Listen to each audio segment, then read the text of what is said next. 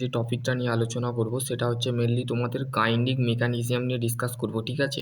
আগের বিষয়গুলো একটুখানি তোমাদের বলা হয়নি, তো সেক্ষেত্রে এই ভিডিওই আমি ডিসকাস করব গাইন্ডিং মেকানিজম।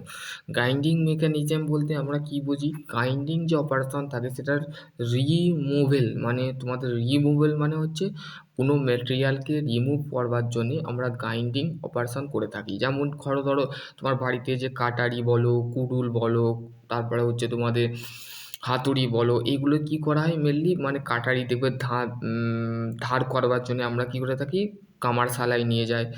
ব্ল্যাক স্মুথ ওয়ার্কশপে তোমরা দেখতে পাবে, সেখানে মেনলি তোমাদের এই গাইন্ডিং প্রসেসের মাধ্যমে আমরা কোনো মেটেরিয়ালের যদি ধরো বেশি দিন লাস্টিং পড়েছে বা তারপরে মরচে পড়ে গেছে, তো সেই ক্ষেত্রে গাইন্ডিং করে আমরা কি করে থাকি, সেই মেটেরিয়ালটাকে আগের অবস্থায় ফিরিয়ে নিয়ে আসি, ঠিক আছে। এবার হচ্ছে নেক্সট হচ্ছে দেখো, during the milling of following the forces causes of fracture of the material into the powder. আগে আমরা পড়েছিলাম পাউডার মেট্রোলজিতে পড়েছিলাম যে আমরা কি করেছিলাম, মানে তার মধ্যে আমাদের আয়রন বা নো আয়রন, মানে ধরো তুমি ফর এক্সাম্পল কাস্ট আয়রন সাথে তুমি ব্রোঞ্জকে মিশ্রণ করে তুমি সেই পাউডারটাকে মিক্সড করে তুমি একটা কোনো মেটেরিয়াল বানালে, তো সেই ক্ষেত্রে তোমাদের কিন্তু সেই প্রসিডিওরটাকে আমাদের পাউডার বলা হচ্ছে, ঠিক আছে। পাউডার অ্যাকচুয়ালি তোমাদের দেখতে পাবে নর্মালি পাউডার আমাদের যেমন এখানে বলেছে during the milling the following the forces causes the fracture of material into the powder. তার মানে আমাদের যে মেটেরিয়ালটা, মানে যে মেটেরিয়ালটা তৈরি হচ্ছে সেই মেটেরিয়ালটাও কিন্তু একটা পাউডার দিয়ে তৈরি হচ্ছে। সেখানে কিন্তু ফ্র্যাকচার পয়েন্ট হচ্ছে তোমরা আলটিমেটলি তোমরা যদি মেটেরিয়াল ল্যাবে যাও বা টেস্টিং ল্যাবে যাও, তো সেক্ষেত্রে তোমরা দেখতে পাবে যে কীভাবে একটা মেটেরিয়াল ইউটিএম মেশিনের মধ্যে তোমাদের যখন মেটেরিয়ালটাকে যখন ফ্র্যাকচার করা হচ্ছে, তখন অ্যাকচুয়ালি তোমরা সেই মেটেরিয়ালটাকে যখন তোমরা ফোর্স দিয়ে, মানে অ্যাকচুয়ালি তোমাদের এক্সটার্নাল ফোর্স দেওয়া হচ্ছে না, সেখানে মেশিন তোমাদের ফোর্স দিয়ে কিন্তু সেই মেটেরিয়ালটাকে ভেঙে দিচ্ছে। সেটা কিভাবে ভেঙে দিচ্ছে, আলটিমেটলি একটা গ্রাফ আছে, সেই গ্রাফের মধ্যে দিয়ে আমাদের কি হচ্ছে, সেই মেটেরিয়ালটা কিন্তু আলটিমেটলি আলটিমেট আলটিমেট মানে তোমাদের মেটেরিয়ালটা ভেঙে যাচ্ছে, ঠিক আছে। এবার হচ্ছে ইম্প্যাক্ট ফোর্স বলতে কি হচ্ছে, those are the causes the intensity of the stacking on the object of the impact is the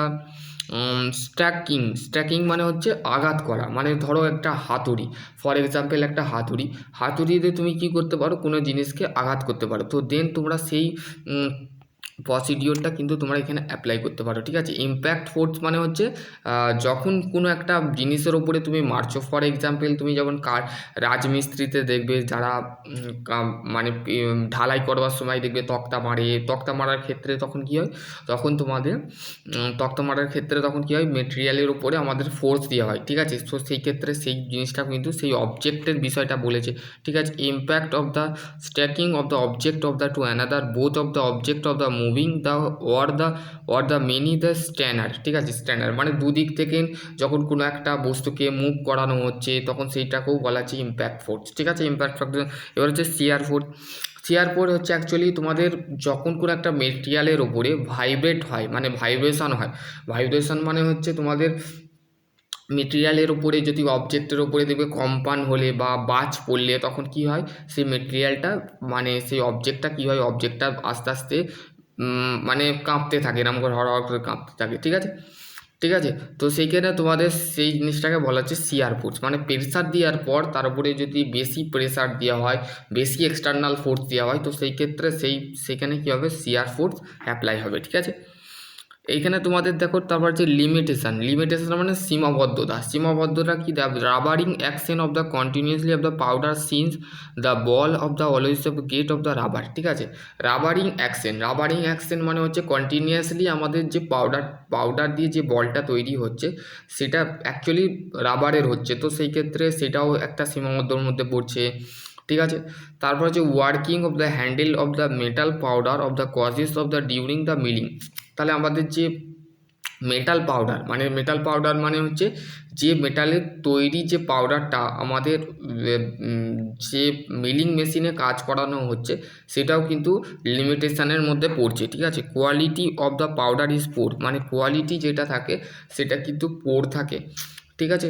particular of the welding and agglomeration and many of the take the place, মানে যেমন particular ওয়েল্ডিংয়ের ক্ষেত্রে আমাদের limitation পড়ছে, ঠিক আছে।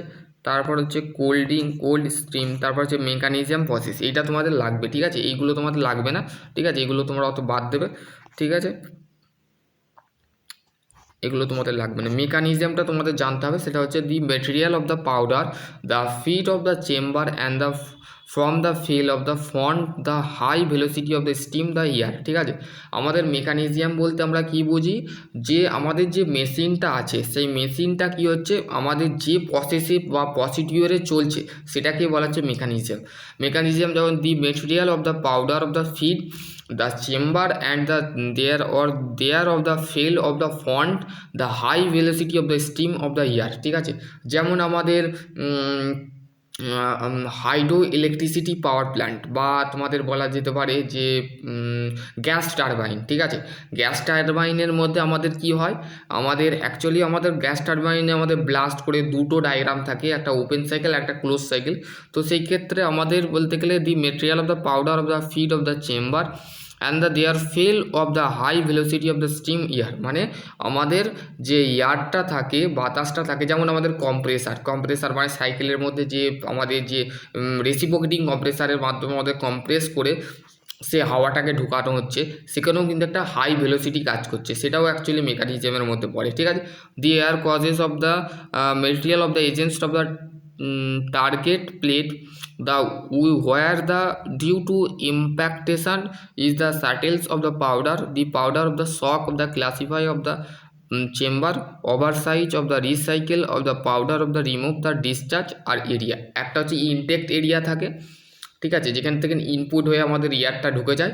আবার discharge মানে হচ্ছে আউটলেট, মানে আউটলেট দিয়ে আমাদের এয়ারটা বেরিয়ে যায়, মানে যেমন আমাদের গ্যাস টারবাইনের মধ্যে বা স্টিম টারবাইনের মধ্যে, গ্যাস টারবাইন ফর এক্সাম্পল ধরে নিচ্ছি, তো সেই গ্যাস টারবাইনের মধ্যে যে ওপেন সাইকেলে দেখো মানে কম্প্রেসার হয়ে, যেমন আমাদের স্টিম মানে থার্মাল পাওয়ার প্ল্যান্টে আমরা যেমন বয়লার ইউজ করে থাকি, গ্যাস টারবাইনে আমরা কি করে থাকি, মানে আমরা মেনলি কম্প্রেসার ইউজ করে থাকি, ঠিক আছে। কম্প্রেসারের মধ্যে দিয়ে আমাদের যায় আমাদের কম্বাস্টার চেম্বার থেকে এক্সস্ট যে ডাক থাকে ফের রাউন্ড হয়ে আমাদের কম্প্রেসারের মধ্যে ঢুকে যায়, ঠিক আছে।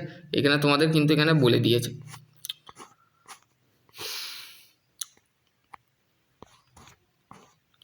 এবার আর কিছু নেই, ঠিক আছে, তোমাদের কিন্তু আর কিছু নেই।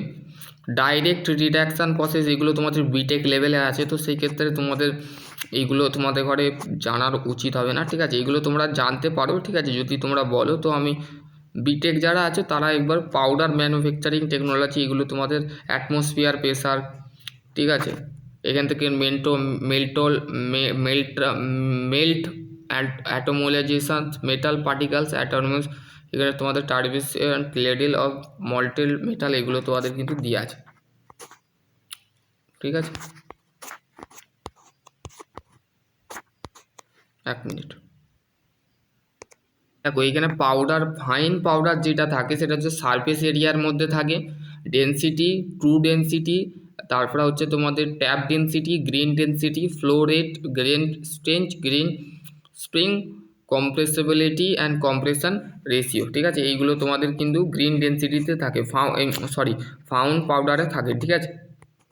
পার্টিকেল শেপ, পার্টিকেল সাইজ, এগুলো তোমাদের কিন্তু দিয়েছে। এবারে এইগুলো তোমরা ডেফিনেশানগুলো একটু নিজেরা পড়ে নিতে পারো, অতগুলো কি